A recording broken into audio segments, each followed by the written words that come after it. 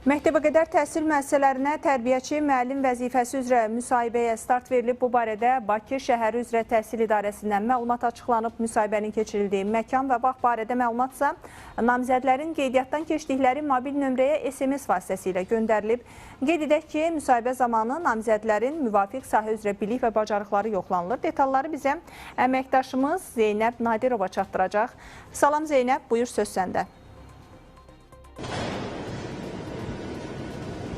Hər vaxtınız xeyir olsun. Bakı şəhəri üzrə təhsil idarəsindən yeni məlumat var. Elə həmin məlumatı izləyicilərin diqqətinə çatdıracağıq. Belə ki, tərbiyəçi müəllim vəzifəsi üzrə müsahibəyə start verilir. Qeyd edək ki, bu ötən gündən start götürüb. Biz indi həmin detalları çatdıracağıq ki, ümumiyyətlə müsahibədə iştirak edəcək tərbiyəçi müəllimlər hansı ünvanlara üst tutacaqlar, saat neçədə, bununla bağlı məlumatları necə alacaqlar, eyni zamanda onların hansı bilik bacarıqları yoxlanılır. Bu istiqamətdə məlumat verəcəyik. Qeyd edək ki, yanımızda qonağımız var. Bakı şəhəri üzrə təhsil idarəsinin əməkdaşı Aygün Bayramova məlumat verəcək. Aygün xanım, xoş gördük, eşidək sizi. Artıq tərbiyəçi müəllim vəzifəsi üzrə müsahibəyə start vermişsiniz. Həmin şəxslərə məlumatları sizin vasitənizlə ötürək.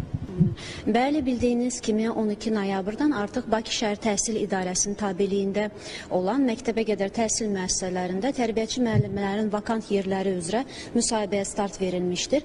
Bu müsahibədə ilk mərhələdə olan test imtahan mərhələsində uğur qazanmış namizədlər iştirak edir və hal-hazırda müsahibə davam eləyir. Müsahibə növbəti 2 həftədə davam eləyəcək. Bu müsahibədə daha çox praktik biliklər yoxlanılır. Bu sahədə deyim ki, bir ünsiyyət və təqdim etmə bacarıqlarıdır.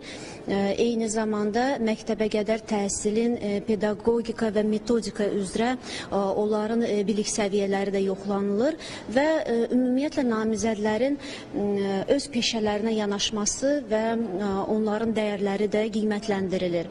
Müsahibənin nəticəsi olaraq uğur qazanmış namizədlər konkurs əsasında və öz yığdıqları bal əsasında seçdikləri vakant yerlər üzrə təyinat alacaqlar. Onu da qeyd edeyim ki, bu bizim ilk müsahibəmizdir.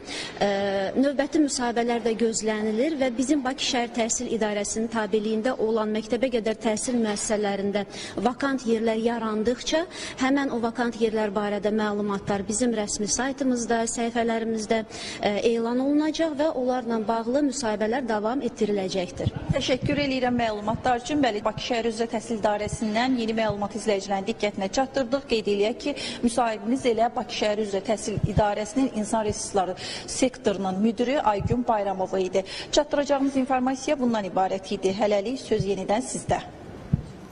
Təşəkkürlər Zeynəb. Xatırladım ki, bizimlə bağlantıda xüsusi müxbirimiz Zeynəb Nadirova idi. Davam edir.